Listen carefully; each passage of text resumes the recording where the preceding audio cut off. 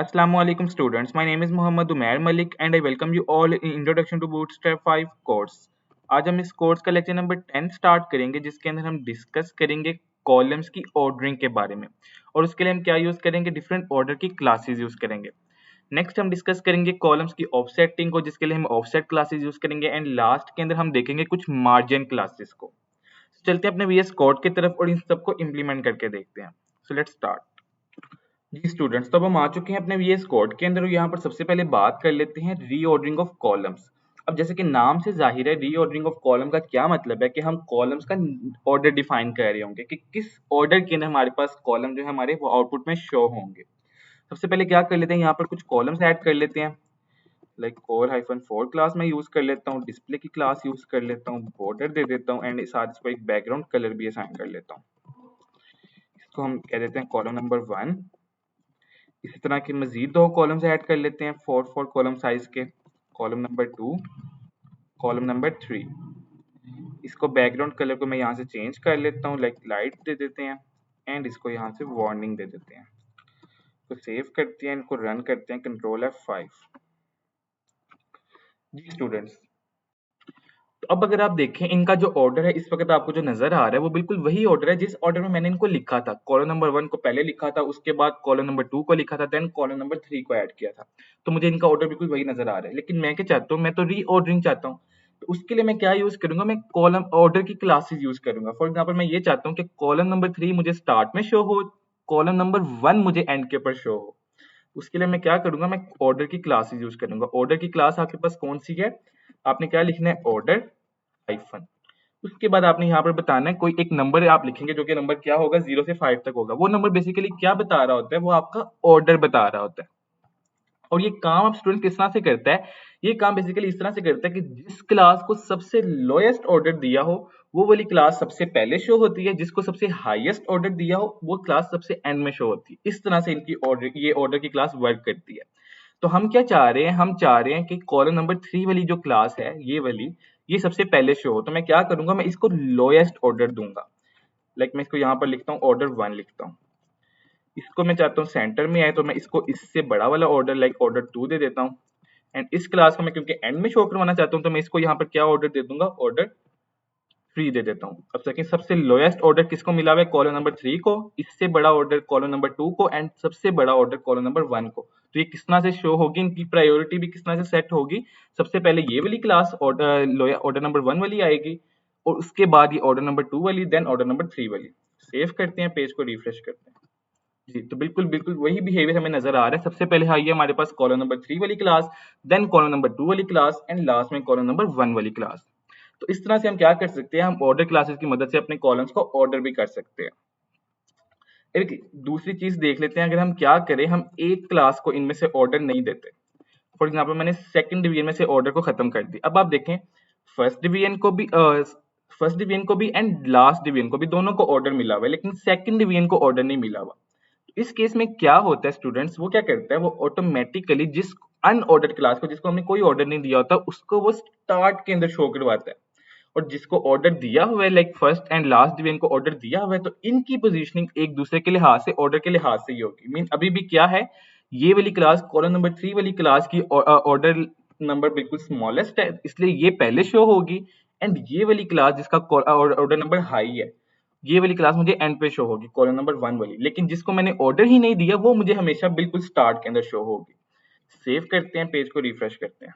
जी, आप देखें column number 2 वाली क्लास जो कि अनऑर्डर्ड क्लास थी वो मुझे स्टार्ट में शो हो रही है, जबकि कॉलम नंबर 3 और कॉलम नंबर 1 इनकी पोजीशनिंग अभी भी ऑर्डर क्लास की बेस पर हो रही है कि किसको स्मॉलेस्ट ऑर्डर मिला है। तो वो स्मॉलेस्ट ऑर्डर मैंने कॉलम नंबर 3 को दिया था, इसलिए वो मुझे पहले शो हो रहा है एंड कॉलम नंबर 1 मुझे बाद में शो हो रहा है। अब स्टूडेंट हम बात कर लेते हैं रिस्पॉन्सिवनेस की। अभी तक हमने रिस्पॉन्सिवनेस की कोई बात नहीं की, और हम तो क्योंकि बूटस्ट्रैप को यूज ही सिर्फ इसलिए कर रहे हैं ताकि हम रिस्पॉन्सिवनेस ऐड कर सकें। तो ऐसा तो हो नहीं सकता कि हम बूटस्ट्रैप के किसी फीचर की बात करें और रिस्पॉन्सिवनेस का जिक्र ना करें। तो जी स्टूडेंट्स, हमारा बूटस्ट्रैप हमें ऑर्डर के अंदर भी ये फैसिलिटी प्रोवाइड करता है कि मैं ऑर्डर क्लासेस के अंदर भी अपने रिस्पॉन्सिवनेस ऐड कर सकूं। मैं बता सकूं कि मैं किस स्क्रीन की बात कर रहा हूं, मैं किस स्क्रीन के ऊपर ऑर्डरिंग करने की बात कर रहा हूं। लाइक मैं क्या चाहता हूँ, मैं चाहता हूँ स्मॉल स्क्रीन के ऊपर जो मेरा ऑर्डर है वो क्या हो, 1 2 3 हो। सबसे पहले ये कॉलम नंबर 1 आए, देन कॉलम नंबर 2 आए एंड लास्ट में कॉलम नंबर 3 आए। सिमिलरली मैं क्या चाहता हूँ, मीडियम स्क्रीन के ऊपर मैं ऑर्डर को चेंज करना चाहता हूँ। मैं चाहता हूँ सबसे पहले डिवीजन 2 आए, फिर डिवीजन 3 आए एंड देन डिवीजन 1 आए। तो ये मैं किस तरह से करूंगा, हम सिर्फ क्या करेंगे, आपको पता है जब भी हम रिस्पॉन्सिवनेस की बात करते हैं तो हम यूज करते हैं डिफरेंट ब्रेक पॉइंट्स। तो यहाँ पर भी हम बिल्कुल वही काम करेंगे, हम क्या यूज करेंगे, ब्रेक पॉइंट्स को यूज करेंगे। अब देखिए मैं यहाँ पर क्या चाहता हूँ, स्मॉल स्क्रीन के ऊपर, तो मैं यहाँ पे क्या यूज करूँ, स्मॉल ब्रेक पॉइंट। सबसे पहले कौन सी डिवीजन आई, फर्स्ट वाली ही, तो मैं यहाँ पे लिख लेता हूँ ऑर्डर स्मॉल 1। सिमिलरली इसी को कॉपी करते हैं। उसके बाद कौन सा है, ये कॉलम नंबर 2 वाली class, then order column number 3।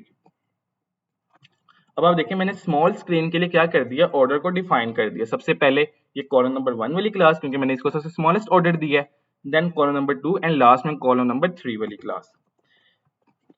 दूसरा मैं क्या चाहता हूँ, मैं मीडियम स्क्रीन के लिए डिफरेंट बिहेवियर चाहता हूँ, तो मैं क्या यूज करूंगा यहाँ पर, order hyphen medium break point which is MD. अब इसके लिए मैं क्या यूज करना चाहता हूँ, लाइक मैं चाहता हूँ कॉलम नंबर 1 मेरा कहाँ पर शो हो, लास्ट में, तो मैं यहाँ पर क्या यूज करूंगा, 3 यूज करूंगा। इसी तरह से मैं ऑर्डर एमडी, मेरा जो डिवीजन 2 स्टार्ट में शो हो तो इसको मैं यहाँ पे 1 लिख लेता हूँ, जबकि जो लास्ट डिवीजन है 3 वाली वो मुझे सेंटर में शो होनी चाहिए, तो मैं यहाँ पे लिख लेता हूँ ऑर्डर एमडी 2। को सेव करते हैं, पेज की जाके आउटपुट देखते हैं जी। अब देखें इस वक्त हम किस स्क्रीन में फॉल कर रहे हैं, मैं आपको इंस्पेक्ट एलिमेंट खोल के दिखाऊं। हम इस वक्त फॉल कर रहे हैं बेसिकली मीडियम स्क्रीन या उससे अबव की रेंज के अंदर। हम यहाँ पे मीडियम स्क्रीन साइज कहाँ से स्टार्ट होते हैं, 768 से। तो आप देखें जैसे ही मीडियम स्क्रीन साइज स्टार्ट हो रहा है, इसकी ऑर्डरिंग क्या है, सबसे पहले 2, column number 2, then column number 3, then column number 1, बिल्कुल वही ऑर्डरिंग जो कि हमने अप्लाई की है। अब स्टूडेंट जैसे ही मैं जाऊंगा स्मॉल स्क्रीन के अंदर, तो इसकी ऑर्डरिंग क्या हो जाएगी, दोबारा से रिस्पॉन्सिव बिहेवियर शो करेगा और ऑर्डरिंग चेंज करके क्या कर लेगा, 1 2 3 जी। जैसे ही मैं स्मॉल स्क्रीन के अंदर आया तो इसने क्या किया, सबसे पहले column number 1, then column number 2 and then column number 3। तो इस तरह से इसने क्या किया, इसने रिस्पॉन्सिव बिहेवियर शो किया और उस हर डिफरेंट स्क्रीन के accordingly different result output show किए। और ये भी हम जानते हैं कि जब हम ब्रेक पॉइंट डिफाइन कर रहे होते हैं तो जो मैक्सिमम ब्रेक पॉइंट के लिए हम क्लास यूज करते हैं वही क्लास उससे अबव तमाम ब्रेक पॉइंट के ऊपर अप्लाई होती है। हमने मैक्सिमम ब्रेक पॉइंट मीडियम का यूज किया, इसलिए मीडियम से अबव भी हर स्क्रीन के ऊपर ये क्या शो कर रहा है, वही वाली ऑर्डरिंग शो कर रहा है, 2 3 1 वाली। तो आई होप स्टूडेंट्स आपको ऑर्डर की क्लास ठीक तरह से समझ में आ गई होगी। अब हम नेक्स्ट बात कर लेते हैं ऑफसेटिंग ऑफ कॉलम्स। तो ऑफसेटिंग का मतलब क्या होता है, ऑफसेटिंग का मतलब ये होता है कि मैं अपने किसी पर्टिकुलर कॉलम के लेफ्ट साइड के ऊपर कितनी स्पेस देना चाहता हूँ in terms of columns, mean मैं कितने कॉलम्स की स्पेस देना चाहता हूँ। फॉर एग्जाम्पल मैं ये चाहता हूँ कि मैं इस कॉलम नंबर 3 के लेफ्ट साइड के ऊपर 2 कॉलम्स की स्पेस देना चाहता हूँ। तो ये काम मैं किस तरह से कर सकता हूँ, मैं ऑफसेट के थ्रू कर सकता हूँ। ठीक है, तो किस तरह से इसको अप्लाई करते हैं उसके लिए चलते हैं अपने VS कोड में। अब यहाँ पर इस वक्त हमारे पास फुल रो कंज्यूम हुई है, ठीक है, जैसे कि आपको नजर आ रहा है इस वक्त रो में कोई स्पेस बाकी नहीं है क्योंकि हर कॉलम ने 4 कॉलम्स यूज किए हुए हैं। तो इसलिए स्पेस अगर मैं दूंगा तो वो क्या करेगा, वो नेक्स्ट लाइन के अंदर शिफ्ट कर देगा। इसलिए मैं क्या करता हूँ, मैं सबसे पहले तो यहाँ से ये एक कॉलम को रिमूव कर लेता हूँ, एक डिवीजन को, प्लस मैं यहाँ से इनकी ऑर्डरिंग भी ठीक कर लेता हूँ। अब इस वक्त ये पहले सबसे शो होगा column number 1, then column number 2 जी। अब हम स्टूडेंट्स क्या कर रहे हैं, अब हम इस कॉलम नंबर 2 के मैं लेफ्ट साइड के ऊपर कुछ स्पेस देना चाहता हूँ, और वो मैं स्पेस किस तरह से दूंगा, इन टर्म्स ऑफ कॉलम। आप देखें 4 कॉलम्स इस फर्स्ट डिवीजन ने कंज्यूम किए हैं, 4 कॉलम सेकंड डिवीजन ने, तो मेरे पास 4 कॉलम्स की रिमेनिंग स्पेस मौजूद है जो कि मैं यूज कर सकता हूँ अपनी ऑफसेटिंग के अंदर। तो उसको मैं यूज करता हूँ अपनी ऑफसेट के अंदर, और मैं इस कॉलम नंबर 2 वाली डिवीजन में ऐड करता हूँ ऑफसेट। कितनी मैं यूज कर सकता हूँ, मैक्सिमम मेरे पास 4 कॉलम्स रिमेनिंग है, तो मैं क्या करता हूँ यहाँ पे लेट्स सपोज 3 कॉलम्स यूज करता हूँ।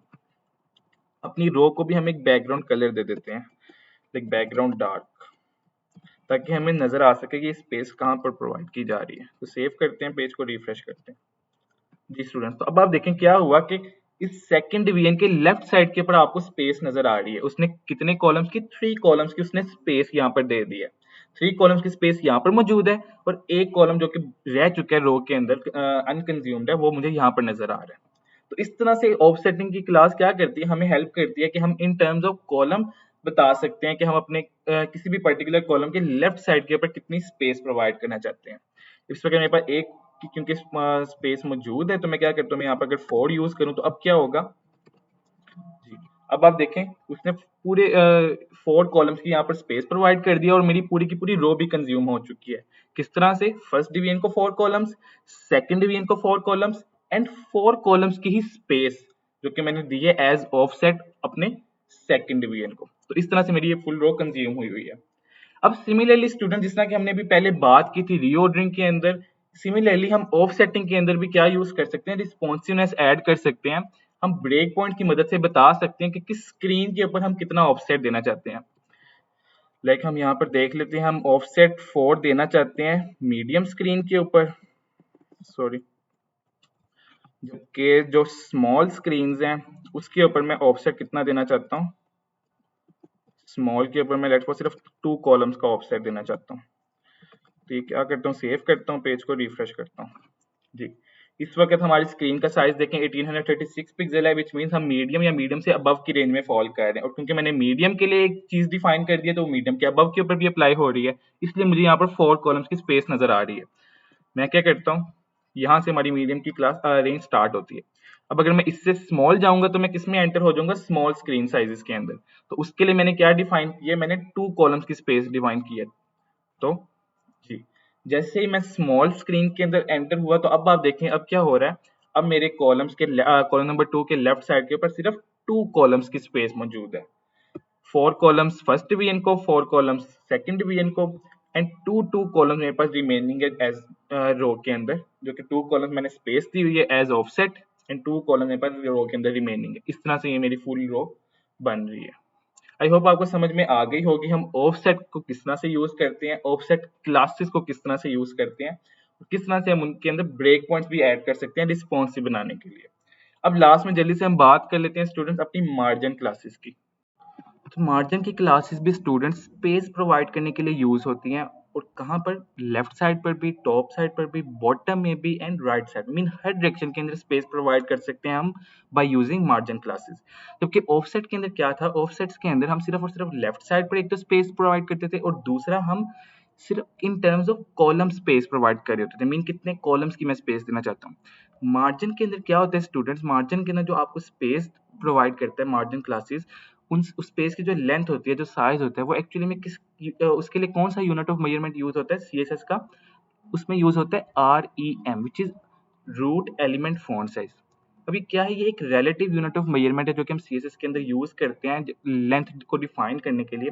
आप इसको खुद से भी एक्सप्लोर कर सकते हैं मजीद, हम भी इसको आने वाले लेक्चर्स के अंदर देखेंगे। अभी सिर्फ आप इतना समझें कि जब मार्जिन क्लासेस के साथ हम स्पेसिंग देते हैं तो उसमें जो स्पेस होती है उसके साइज को डिफाइन करने के लिए हमारे पास मार्जिन क्लासेस के अंदर टोटल 6 अवेलेबल नंबर्स हैं, जिसमें स्टार्ट होता है 0 से एंड 5 के ऊपर। 0 का क्या मतलब है, कोई मार्जिन नहीं हमने देना, कोई स्पेस नहीं देनी, जबकि 5 का मतलब है मैक्सिमम स्पेस हमने देनी है। मीन ये जो नंबर होते हैं हम यूज करते हैं 0 1 2 3 4 5, ये नंबर बेसिकली आपके मार्जिन के साइज को डिफाइन करो कि आपने कितनी लेंथ का मार्जिन देना है। जैसे जैसे आप नंबर को इंक्रीज करते जाएंगे आपकी लेंथ भी क्या होती जाएगी, साइज भी क्या होता जाएगा, इंक्रीज होता जाएगा। सो क्या करते हैं, चलते हैं VS कोड में, यहाँ से मैं इस ऑफसेट्स को रिमूव कर लेता हूँ। यहाँ पे मैं लिख लेता हूँ मार्जिन क्लासेस, सबसे पहले लिखता हूँ मार्जिन एस। ये क्या करती है, लेफ्ट साइड के ऊपर मार्जिन देती है, इसका मतलब है मार्जिन स्टार्ट मीन एलिमेंट के स्टार्ट होने से पहले कितनी स्पेस देनी है।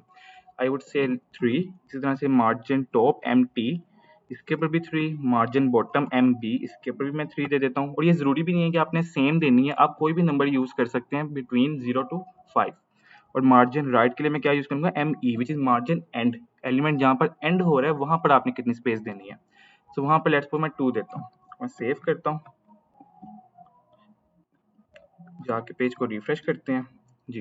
तो आप देखें अब इसने क्या किया, हमारे पास इस वक्त लेफ्ट साइड के ऊपर भी, टॉप साइड पर भी, बॉटम में भी एंड राइट साइड पे हर तरफ क्या हमें स्पेस नजर आ रही है। और अगर आप देखें जो आपको ऑरेंज एरिया की नजर आ रहा है, ये क्या शो करता है, मार्जिन शो करता है। तो आप देखें राइट साइड का जो मार्जिन है उसकी जो लेंथ है वो छोटी है as compare to top side या लेफ्ट साइड या बॉटम साइड। वो क्यों है, क्योंकि हमने उसके साथ जो नंबर यूज किया था वो क्या था, थोड़ा स्मॉल था, हमने यूज किया था 2, MS2, जबकि बाकियों के साथ हमने यूज किया 3, इसलिए आपको बाकियों की जो लेंथ है, स्पेस साइज है, वो as compare to right side थोड़ा बड़ा नजर आ रहा है। सो इस तरह से हम क्या कर सकते हैं स्टूडेंट्स, हम एलिमेंट के राइट साइड पर, लेफ्ट साइड पर, टॉप साइड पर स्पेस प्रोवाइड कर सकते हैं। और दूसरा स्टूडेंट्स बिल्कुल पहले वाली क्लासेस की तरह हम इस क्लास के साथ भी क्या कर सकते हैं, वो ऐड कर सकते हैं, अपनी रिस्पॉन्सिवनेस ऐड कर सकते हैं। उसके लिए हम क्या यूज़ करेंगे, ब्रेक पॉइंट यूज़ करेंगे। फॉर एग्जांपल मैं कहता हूँ कि मैं सिर्फ और सिर्फ मीडियम स्क्रीन्स के ऊपर मार्जिन यूज़ करना चाहता हूँ, तो मैं यहाँ पे क्या कर दूंगा, मैंने यहाँ पर हरे के साथ आप देखें क्या लिख दिया, MD, which means medium screen के ऊपर इतना मार्जिन होना चाहिए। मैं इसको सेव करता हूँ, जाके रिफ्रेश करता हूँ, तो आप देखें इस वक्त मैं 767 में हूँ, विच मीन्स मैं अभी इस वक्त स्मॉल स्क्रीन साइजेस के अंदर हूँ। सो इसलिए मुझे क्या नज़र आ रहा है, मुझे मार्जिन नहीं नज़र आ रहा है। लेकिन जैसे ही मैं एक पिक्सल अबव जाऊंगा और मीडियम स्क्रीन साइज की रेंज में आऊंगा, अब आप देखें साथ ही मुझे मार्जिन शो होना नज़र आ गया। सो इट्स मीन हम क्या कर सकते हैं, हम मार्जिन क्लासेस के साथ भी रिस्पॉन्सिवनेस ऐड करने के लिए ब्रेक पॉइंट्स को यूज़ कर सकते हैं। अब लास्ट के अंदर जल्दी से हम देख लेते हैं मार्जिन की मजीद 2 क्लासेस ऑटो की। तो उसके लिए मैं क्या करता हूँ, फॉर एग्जांपल मैं स्टार्ट के ऊपर अगर मार्जिन की ऑटो क्लास यूज़ करता हूँ। अब ये क्लास क्या करेगी स्टूडेंट, बाकी क्लासेस को मैं यहाँ से अगर फिलहाल खत्म कर देता हूँ। ये क्लास क्या करेगी, आपके पास रो के अंदर जितनी भी अवेलेबल स्पेस है उसको कहाँ पर शो करवा देगी, एलिमेंट के राइट लेफ्ट साइड के ऊपर, क्योंकि मैंने मार्जिन स्टार्ट यूज़ किया। सो आप देखें आपको अब सारी की सारी स्पेस रो में जितनी भी अवेलेबल स्पेस थी जिसको मैंने कंज्यूम नहीं किया था, वो सारी स्पेस मुझे एलिमेंट के लेफ्ट साइड के ऊपर शो हो रही है। सिमिलरली अगर मैं राइट साइड के ऊपर करवाना चाहूँ तो मैं ME लिख लूंगा। अब ये मुझे राइट साइड के ऊपर शो हो रही है। लास्ट में हम क्या करते हैं, हम इसको भी यही वाली क्लास दे देते हैं। फॉर एग्जांपल मैं फर्स्ट डिवीजन को भी ME ऑटो दे देता हूँ।